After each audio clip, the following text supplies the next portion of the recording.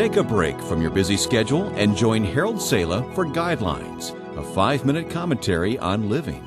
If you happen to think that men are tougher than women, take a look at residents in a retirement facility.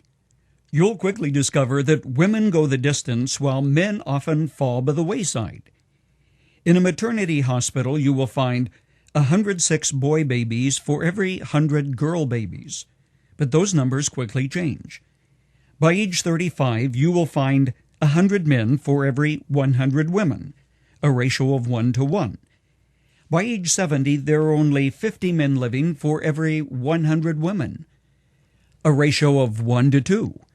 And by age 100, you will find only 25 men living for every 100 females, a ratio of 1 to 4. What destroys men and leaves women collecting insurance? Yes, we know the bravado factor is part of it.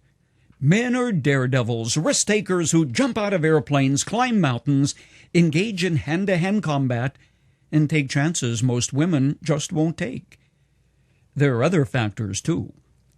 Women handle stress and grief far better than men, recover from strokes that destroy men, and are not negatively affected by anger as are men. More men than women die from 14 of the 15 leading causes of death. Findings of researchers who studied 1,769 men and 1,913 women show that hot-headed men, the tough guys who can't control their tempers, are at risk with heart disease in ways that seemingly don't affect women. Men with fiery tempers have a 10% greater risk of heart flutter, which leads to strokes, which leads to the back door of the mortuary. Furthermore, men who are hostile, the kind who seemingly walk around with a perpetual chip on their shoulder, are 30% more likely to develop heart disease, which also shortens their lives.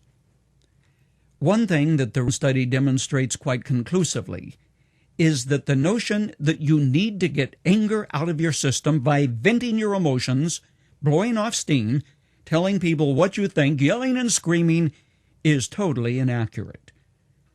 What people used to think about getting anger out of your system only further destroys your health, to say nothing of your peace of mind. The bottom line is that living with anger shortens the lives of men. There's a big difference between getting anger out of your system by yelling and screaming and releasing anger in such a way that there is no steam to blow off. It's no wonder that Paul advised, if it is possible, as far as it depends on you, live at peace with everyone.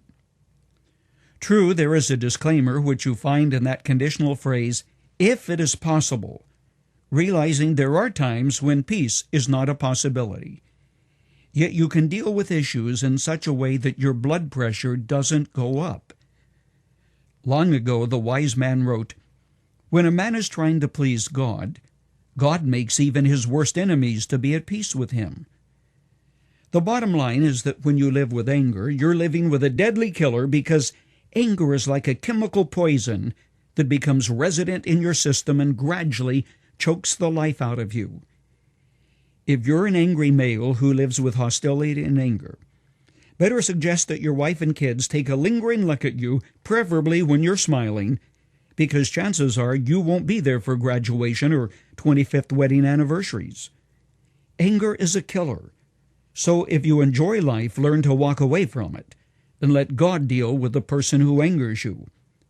It's the key to living longer and enjoying it a great deal more.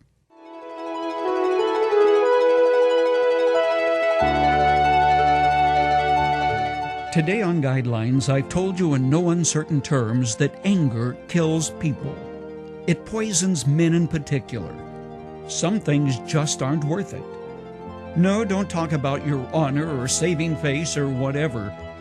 If you love your family and you want to see them grow up, learn to release your anger and let God deal with it. You can download what you've just heard by going to our website and click on the date for today, guidelines.org.